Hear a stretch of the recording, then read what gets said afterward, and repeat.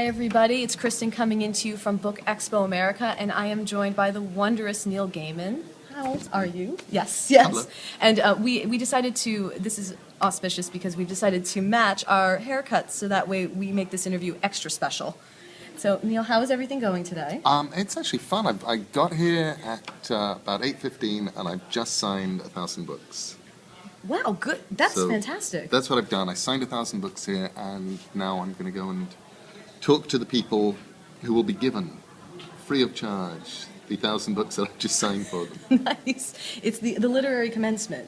That's how it feels. Yes. Now, speak to us a little bit about Ocean at the End of the Lane, because that's coming out this June, yes? That comes out June 18th. It's my first adult novel in 7 years. And it was kind of accidental. It wasn't that I'd intentionally stopped writing adult novels. I just had kind of lost track of the fact that I hadn't written an adult novel in a while. I think my editors were being very patient and not ringing me up weekly and saying things like, have you noticed that you haven't written an adult novel recently? Ocean at the End of the Lane started out as a short story. And it was meant to be a short story. And then after a while I looked around and went, I think you're a novelette.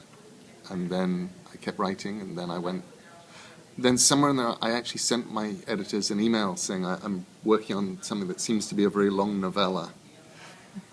And then I finished it, and I did a word count. And I sent it off to them saying I appear to have accidentally written a novel. And I sort of expected them to be mad at me, and actually everybody was very happy. And partly, I think, because everybody likes the book. That's fantastic. And you know what? They probably were excited just to see that you were able to do it so organically, that it evolved so simply. The biggest problem that I'm having with Ocean right now is that the reviews we're getting are fabulous. I think it's probably the best reviews I've received in my entire life and writing career. Wow. And people are loving it. And now I'm going, I have no idea how I did this. I did this so completely accidentally. I will never be able to replicate this one. This is just its own odd little magic thing. And it's a story of a 7-year-old boy. It's an adult novel featuring a 7-year-old boy and going up against some very dark things. And then that gets followed in September by a children's book with an adult hero, which is called Fortunately the Milk. Yep, and it's illustrated by Scotty Young, which It is is fantastic too. Illustrated by the wonderful Scotty Young, who had never done a children's book before, even though he was sort of famous over in the comics world for doing this fantastic sort of children's stuff, doing his Oz stuff, doing all the art. And Scotty and I sort of bumped into each other on Twitter. Really? And he's, every now and then people will send me messages saying, I'd like to draw something that you write. And Scotty was one of them. And I remember just going, that actually could work.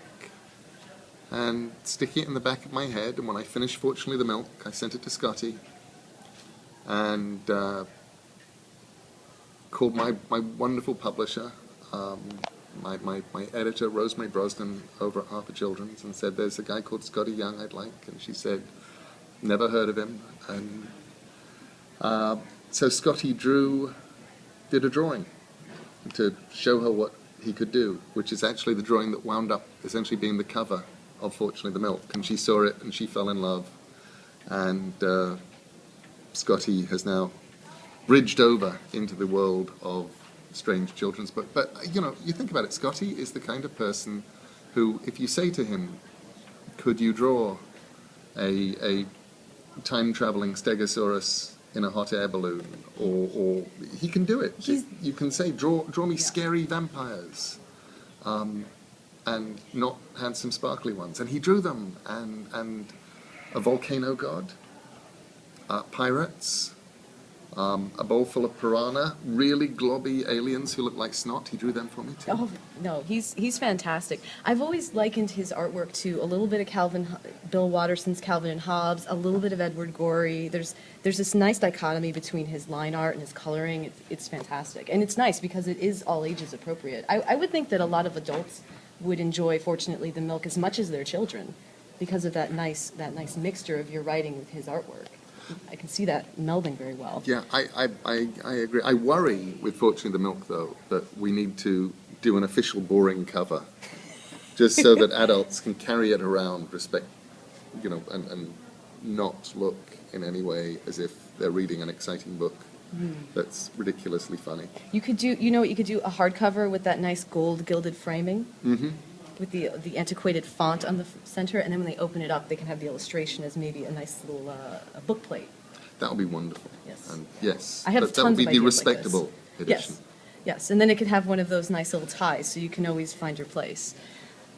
And speaking of that, I know that you have to get going very shortly to one of our stages, correct? I For do. Doing a speech? We have lots and lots of people. I was asked if I would do a discussion, and I said, yes, of course I will. Who am I talking with? And they said, no, it's just you. And I said, it can't be a discussion if it's just me. That has to be a talk. It's the way these things work. It's an honorable soliloquy. It will. I will soliloquize. I will get up there. And the subject of it is why books are dangerous, why fiction is dangerous, which is really fun. Which is the kind of thing where people say, what is your topic about? You say, oh, it's why fiction is dangerous. And you go, I will figure out why fiction is dangerous by the time I get up onto that stage. You don't have any good ideas about why fiction is dangerous. I'm going to have to get up there and talk about it in about 5 minutes. It makes you think. That's good. Okay. Yep. We're in that. Yeah, go with that one. That's idea 0, and then from there you're golden. Wing it. I know why non-fiction is dangerous. Because it makes you talk. No, it's because you get these books with titles like 1,000 Things That a Boy Can Do, and then you do them, and then you get into all sorts of amazing trouble. You're going, well, it said in my book that you could dye things red just using a beetroot, and you just have to cut up the beetroot and you put clothes, and your dad's going, it's my best shirt. You're dead. And, books, dangerous. Yes. But you know what? That's the reason why you should be reading them. You always have to keep this sharp. Like attack. So I guess I will have to keep your hair yes. sharp like attack. And this noveletta has to allow Neil to talk to his wondrous fans. Thank you so much for taking the time to speak with us. Thank you. That was really fun. Yeah, and have a great book expo. I will.